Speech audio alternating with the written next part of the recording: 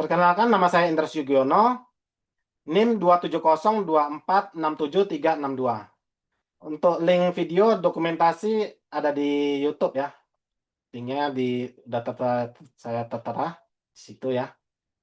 Saya akan membahas bagaimana moderasi beragama bisa diperkuat di era digital yang penuh tantangan ini dan bagaimana kolaborasi dari berbagai pihak, terutama mahasiswa, dapat menciptakan masyarakat yang lebih inklusif dan damai. Dengan judul Penguatan Moderasi Beragama di Era Digital, Kolaborasi Multi Pihak untuk Membangun Masyarakat Inklusif dan Damai. Latar belakang masalah. Di era digital saat ini, media sosial dan platform online menjadi ruang utama bagi masyarakat untuk interaksi dan menyampaikan pendapat.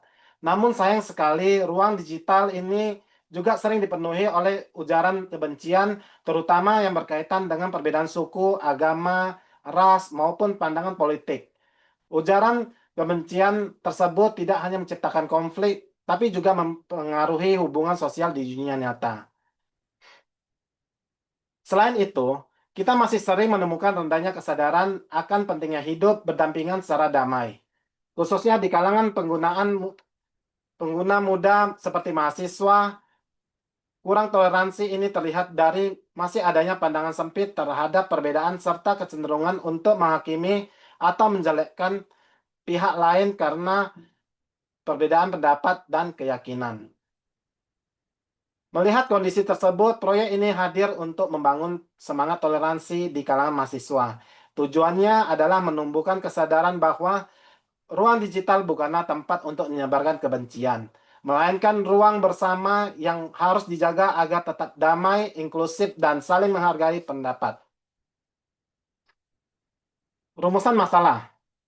Melihat rendahnya kesadaran terhadap pentingnya hidup berdampingan secara damai di ruang digital, muncul pertanyaan utama. Bagaimana cara meningkatkan kesadaran masyarakat tentang pentingnya toleransi digital? Mahasiswa sebagai pengguna aktif media sosial memiliki peran strategis dalam menciptakan ruang digital yang sehat. Namun, tanpa pemahaman yang memadai, mereka bisa menjadi bagian dari masalah, bukan solusi. Selain itu juga perlu dipikirkan apa yang menjadi kontribusi nyata yang bisa dilakukan oleh mahasiswa dalam mewujudkan ruang digital yang damai dan inklusif.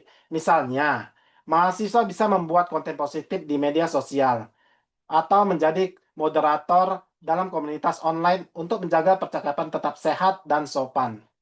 Dari hasil pengamatan dan interaksi yang saya lakukan di lapangan, saya menemukan 3 hal penting, yaitu pertama, kurangnya peduli.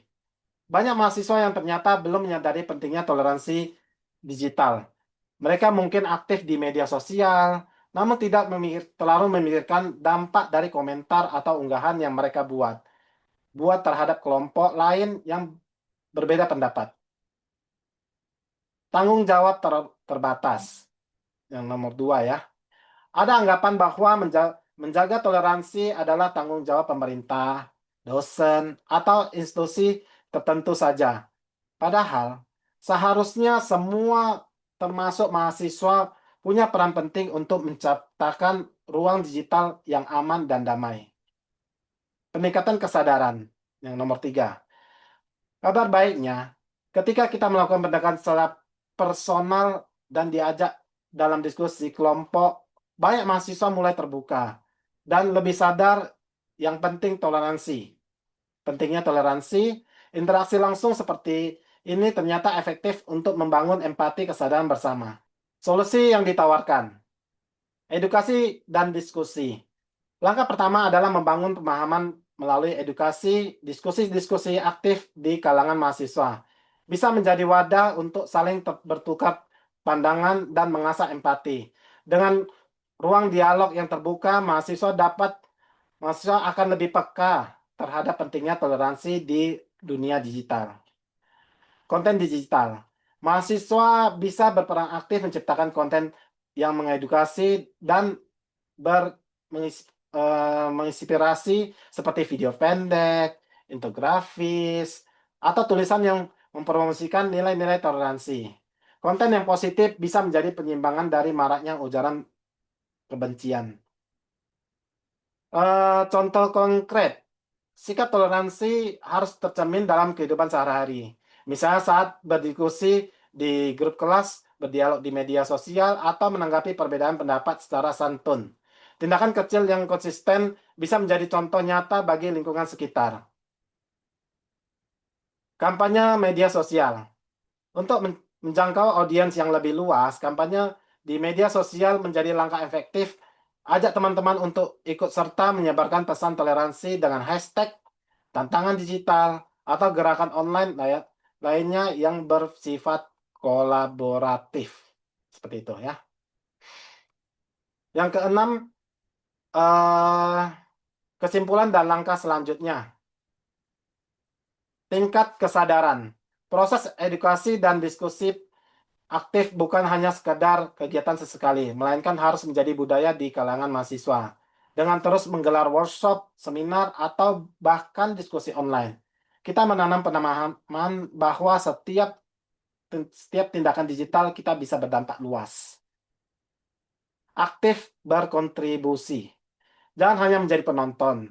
Buatlah konten edukatif mulai dari video singkat, infografis, hingga postingan blog yang mengajak teman-teman mempraktikkan toleransi. Dengan kampanye kecil di media sosial, pesan positif akan menjalar lebih cepat. Jaga harmoni. Kesadaran dan kontribusi kita harus selaras dengan perilaku sehari-hari. Contohnya sikap toleransi dalam setiap interaksi saat berdiskusi di grup chat, membalas komentar yang provokatif, atau menghadapi perbedaan pendapat. Sikap kecil seperti ini untuk membentuk citra mahasiswa seperti agen perdamaian di dunia nyata maupun dunia maya. Refleksi pribadi. Selama terlibat aktif dalam pelaksanaan proyek karakter building agama, saya merasakan banyak perubahan dalam diri saya ya. Baik dari sisi saya berpikir, sikap, maupun keterampilan sosial. Di awal, saya hanya menganggap proyek ini sebagai tugas kuliah biasa. Tapi seiringnya berjalannya waktu, saya mulai menyadari bahwa proyek ini punya dampak yang lebih besar dari yang saya bayangkan. Salah satu hal yang paling saya pelajari pentingnya bekerja sama. Dalam dalam berkelompok, kami berasal dari latar belakang yang berbeda, baik secara kepribadian maupun cara pandang. Kadang kami berbeda pendapat, tapi justru dari situ saya dapat belajar menghargai pandangan orang lain dan mencari titik tengah bersama. Hal ini sangat berkaitan dengan BGA, khususnya atribut collaboration dan social awareness. Saya juga ditantang untuk berpikir lebih kritis dan kreatif saat menyusun rencana kegiatan. Misalnya, saat kami ingin membuat kegiatan yang bukan hanya sekedar jalani tugas, tapi benar-benar bisa menyentuh orang lain dan punya nilai bermanfaat. Di situ saya merasa atribut kritikal dan creative thinking saya benar-benar terasa. Pengalaman ini juga membuat saya lebih sadar pentingnya kontribusi kecil yang bisa berdampak besar. Saya jadi lebih berani mengambil inisiatif dan menyadari proses belajar nggak berhenti hanya di kelas. Justru hanya pembelajaran penting yang saya dapat dari lapangan. Secara keseluruhan, proyek ini membantu saya lebih mengenal diri sendiri dan nilai-nilai yang saya bawa ke masa depan. Sejalan dengan semangat BGA dari BINUS. Penutup harapan. Saya berharap semangat toleransi yang telah dibangun lewat proyek ini bisa terus dijaga ya. Tidak hanya sebagai tugas, tapi menjadi bagian dari kehidupan sehari-hari. Terima kasih atas waktu dan perhatiannya.